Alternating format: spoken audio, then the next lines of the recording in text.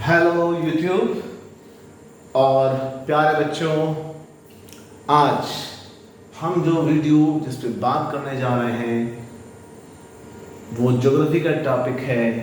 World geography से जुड़ा हुआ सामने आपके लिखा हुआ है the major rivers of the world. ठीक है, सबसे पहले हम बात करेंगे, जैसे कि आप सभी जानते हैं कि हमारी पृथ्वी पर कुल मिलाकर के 7 महाद्वीप हैं। Asia, Europe, Africa, north America, south America, Australia और यहाँ पर साउथ में कौन सा है, अंटार्कटिका।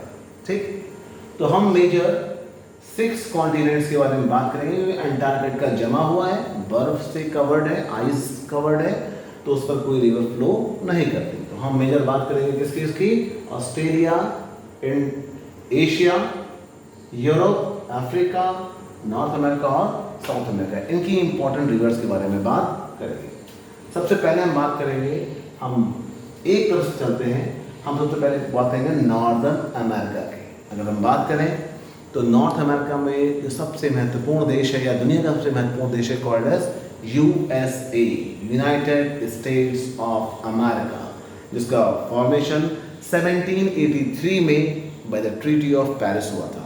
तो हम देखेंगे कि नॉर्थ अमेरिका में कौन कौन सी रिवर्स फ्लो करती हैं। रिवर्स की जो बात करें तो सबसे इंपॉर्टेंट रिवर्स में से एक रिवर आती है called as Missouri river. I repeat, Missouri river, जो कि नॉर्थ अमेरिका में यूएसए में फ्लो करते हुए यहाँ तक आती है। इसके अलावा एक और रिवर आती है जिसका नाम है मिसिसिपी। आपने इसका नाम अक्सर सुना होगा, मिसिसिपी रिवर। एक रिवर और यहाँ पर हम इसका जिक्र करना चाहेंगे called as Ohio river. Ohio river का थोड़ा सा इतिहास बता दें आपको। एक फेमस बॉक्सर थे, उनका नाम था, जिनका भी कुछ समय पहले निधन हुआ, मोहम्मद अली। मोहम्मद अली पहले क्रिश्चियन थे और यूएसए के रहने वाले थे, और उन्होंने ओलंपिक्स में अपने देश के लिए यानी कि यूएसए के लिए गोल्ड मेडल जीता था। लेकिन यूएसए में रेशियल डिस्क्रिमिनेशन था, क्योंकि कैशियस क्ले ब्लैक कम्युनिटी को बिलोंग करते थे, तो यूएसए में उनको उतना सम्मान नहीं मिल पाया था। और एक बार एक वाइट लड़कों के ग्रुप से उनकी फाइट हो गई, और उसके बाद उनको इतना धक्का लगा कि उन्होंने अपना जो गोल्ड मेडल था वो इसी ओहियो रिवर में ड्रॉप कर दिया था। तो that is called as Ohio river. Next आता है, हम मूव करके आते हैं, हम आते हैं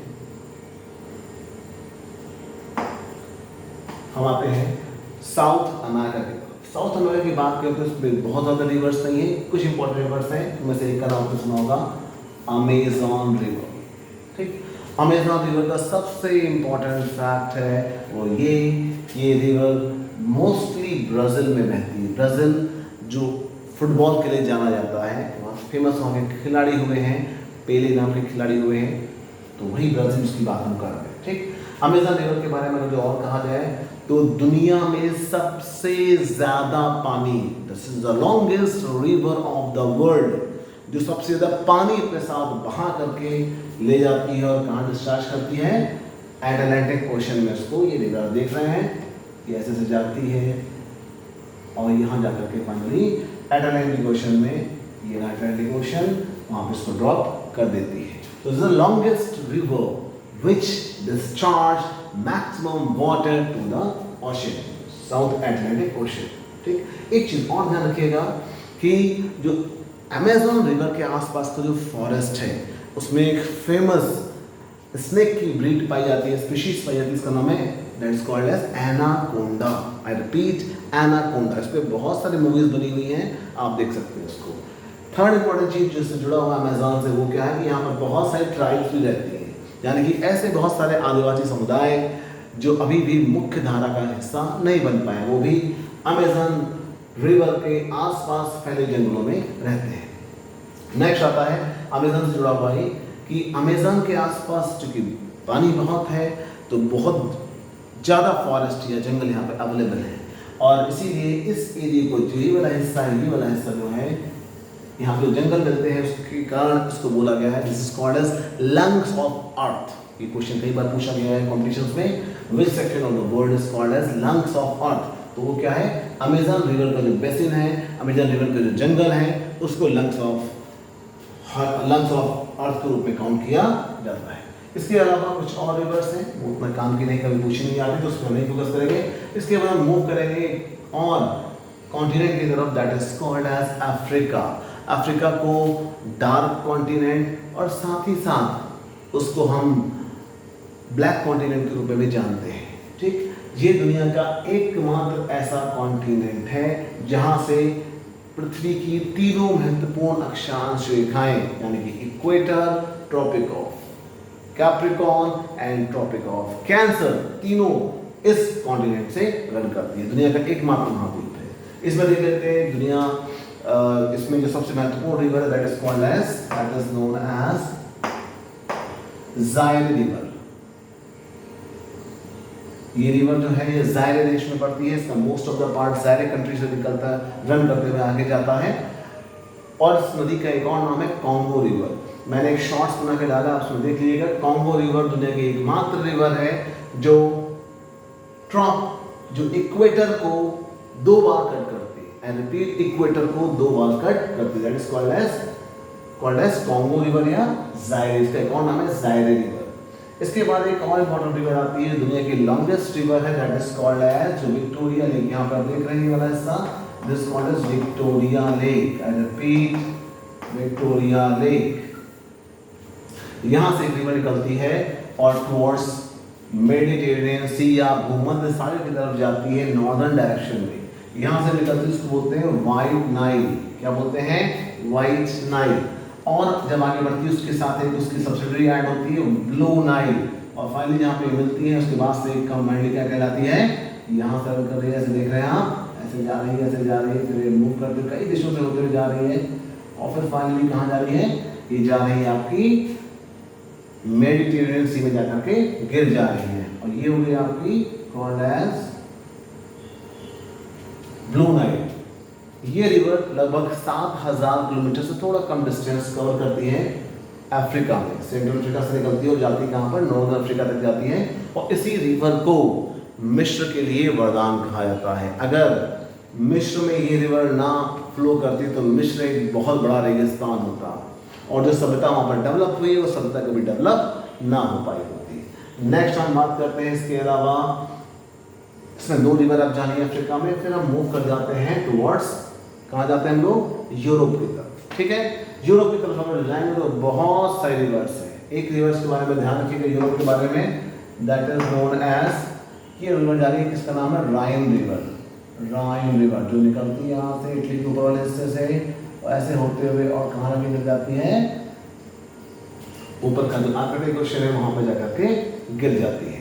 ठीक, अब ध्यान रखिए राइन रिवर क्यों इंपॉर्टेंट है, क्योंकि राइन रिवर जो है वो 2 देशों के बीच में अंतरराष्ट्रीय सीमा का निर्धारण करती है। वन इज कॉल्ड एज, यहाँ पर आता है फ्रांस और इधर आता है जर्मनी। ठीक है, याद रहेगा। और इसका जिक्र कई बार इंटरनेशनल ट्रीटीज जो हुई हैं, लाइक वर्साई की संधि हुई है, वहाँ पर हुआ है। राइन नदी के आसपास के क्षेत्र को बोलते थे राइनलैंड, तो उसका जिक्र वहाँ पर, उसमें राइन रिवर के बारे में आपको जानना चाहिए। नेक्स्ट आता है इसके बाद एक रिवर है called as Danube river. Danube जो बिल्कुल राइन के बगल से निकलती है और ऐसे फ्लो करते हुए कहाँ चली जाती है, ब्लैक सी में जाकर के गिर जाती है। ठीक, नेक्स्ट आता है इसके बाद एक आती है वोल्गा रिवर। आप देख रहे हैं वोल्गा रिवर, ये भी इंपॉर्टेंट रिवर है। किसकी है, यूरोप की वोल्गा रिवर। और एक इंपॉर्टेंट रिवर है that is called as Ural river. यहाँ पर क्या है कि यहाँ पर यूरान माउंटेन्स है। ठीक, और ये वहीं से निकलती है, इसको क्या बोला गया है, यूराल रिवर। ध्यान रखिएगा, यूरान से जुड़ा हुआ एक फैक्ट और है, आपको मालूम है दुनिया का सबसे बड़ा देश कौन सा है, रशिया। रशिया का एक्सपेंशन यूरोप में भी है और एशिया में भी है। तो रशिया को यूरोप और एशिया में डिवाइड करने वाला जो माउंटेन रेंज है that is called as, this mountain range called as Ural mountain range. याद रखिए, यूराल माउंटेन रेंज। अब हम आते हैं अपने एशिया की तरफ और देखते हैं कौन कौन से रिवर इंपॉर्टेंट है जो बच्चों को कंपटीशन के लिए या फिर जानकारी के लिए उनको पता होना चाहिए। ये वीडियो अपने आप में बिल्कुल अलग है, ऐसा वीडियो मैंने इससे पहले यूट्यूब पे कभी नहीं देखा, तो आप भी इसको देख करके नॉलेज गेन करिए और अपने दोस्तों तक, अपने साथियों तक और जहाँ तक हो सके लोगों को इसके बारे में जानकारी दीजिए ताकि लोग इससे जुड़ सकें और अच्छे से चीज़ों को लर्न कर सकें। नेक्स्ट आता है, उसके बाद हम आते हैं इंडिया की बात करते हैं। इंडिया की जो हम बात करें तो हम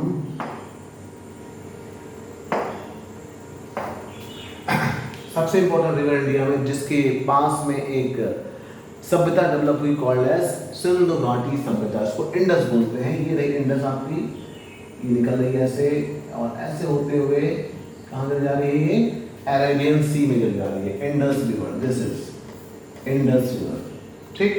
उसके बाद दूसरी इंपॉर्टेंट रिवर आती है जो भारत से नहीं निकलती है, अलग क्षेत्र से निकलती है और भारत के नॉर्थ ईस्टर्न सेक्शन को अपने पानी से, अपने जल से सहयोग करती है ताकि वहां पर एक सभ्यता, वहां पर लोगों की आवश्यकताओं को पूरा किया जा सके। नदी में ब्रह्मपुत्र, देखिए निकल रही है यहाँ से और ऐसे ऐसे आते हुए यहाँ पर फिर रिटर्न करती है और फिर इंडिया में एंटर कर जाती है।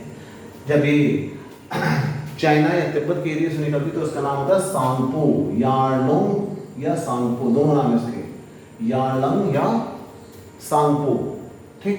और जब इंडिया में आया थी then it is called as Brahmaputra. और ब्रह्मपुत्र से जुड़ा हुआ एक फैक्ट है जो बताना चाहूँगा, जो आपको कंपटीशन में अक्सर मिलेगा। दुनिया में किसी भी रिवर पे जो सबसे बड़ा द्वीप है, प्राकृतिक द्वीप है, वो ब्रह्मपुत्र रिवर पे है, नाम उसका मांजुली। आई रिपीट, मांजुली द्वीप सबसे बड़ा द्वीप किसी रिवर पे है, तो मांजुली कहाँ पर है, ब्रह्मपुत्र पे है। नेक्स्ट इसके बाद हम बात करते हैं भारत की सबसे पवित्र नदी कॉल्ड एज गंगा। ये निकलती गंगोत्री से निकलती है और ऐसे से फ्लो करते हुए नॉर्थ यूपी बिहार फ्लो करते हुए और बंगाल से फ्लो करते हुए फाइनली जब कहाँ जाती है,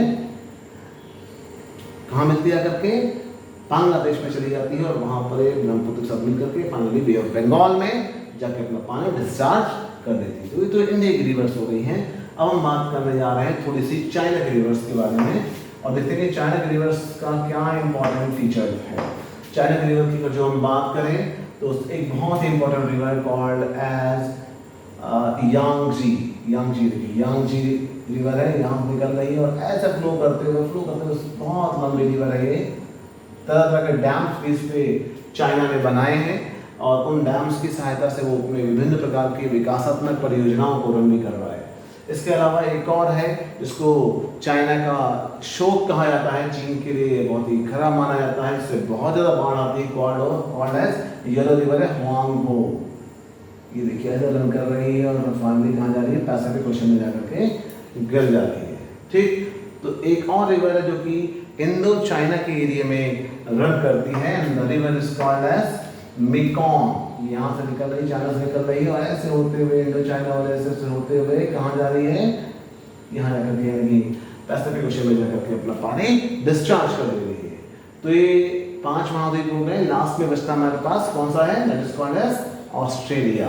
तो ऑस्ट्रेलिया की अगर बात करें तो यहाँ पर जो रिवर है जिसके बारे में आपको जाना चाहिए, कॉल्ड एज डार्लिंग रिवर। यहाँ से फ्लो कर रही है और ऐसा फ्लो करके कहाँ आ रही है, यहाँ पर आकर के फाइनली अपना पानी कहाँ गिरा दे रही है, पैसिफिक ओशन में। आपके दिमाग में होना चाहिए कि सर यहाँ से निकल रही इधर क्यों नहीं गई है। तो आपको मैंने पहले बताया था पूर्व की वीडियोस में कि जिधर स्लोप होता है उस तरफ रिवर्स या पानी फ्लो करता है। और यहाँ पर मैं आपको बता दूं, ये वाला जो हिस्सा है, ये वाला हिस्सा देख रहे हो, ये वाला हिस्सा यहाँ से रिवर निकलती है, माउंटेन है, इसको बोलते हैं ग्रेट डिवाइडिंग रेंज। अगर ये ना होता तो ऑस्ट्रेलिया में जो आबादी है उसके लिए रहना वहाँ पर मुश्किल हो जाता। तो ये माउंटेन रेंज है, यहीं से रिवर डार्लिंग रिवर निकलती है। आशा है कि आज का वीडियो आपको काफ़ी पसंद आया होगा और ऐसे ही वीडियोस हम लगातार बनाते रहेंगे। चैनल पे आप अगर जो नए हैं तो मैं फिर से बताना चाहूँगा @GK with GS65 ये चैनल है हमारा।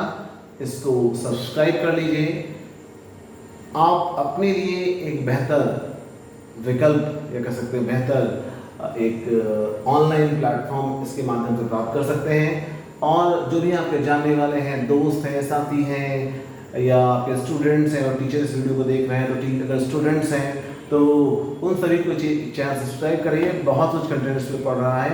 अभी ज्योग्राफी का है, हिस्ट्री में हड़प्पन सिविलाइजेशन को हमने बहुत अच्छे से कवर किया है, तो वो वहाँ पे आप देख सकते हो। साथ ही साथ मेरा एक और चैनल रन करता है जिसके थ्रू हम कैरियर ऑप्शंस के बारे में बात करते हैं बच्चों से। तरह तरह के पॉडकास्ट उसमें डाले गए हैं। अलग अलग विषय पढ़ने के बाद क्या क्या चीज़ें आपको एज ए ऑप्शन के रूप में मिल सकती हैं, तो वो भी चैनल आप चाहो तो सब्सक्राइब कर सकते हो। चैनल का नाम है @लवकेश तिवारी JNV। मैं फिर से रिपीट करूंगा, @Lavkesh LAVKESH Lavkesh Tiwari TIWARI Tiwari JNV। ये चैनल है, इसको लाइक करें, सब्सक्राइब करें और अपने बेहतर भविष्य के निर्माण के लिए नए नए प्रकार की जो अपॉर्चुनिटीज़ हैं उसके बारे में जान पाएँ। आज की वीडियो में इतना ही। आगे नए वीडियो मिलेंगे, तब तक के लिए अपना ध्यान रखिए, सुरक्षित रहिए और मेहनत करते रहिए ताकि जो सपने आपने बुने हैं उनको आप प्राप्त कर सकें। जय हिंद, जय भारत, नमस्कार।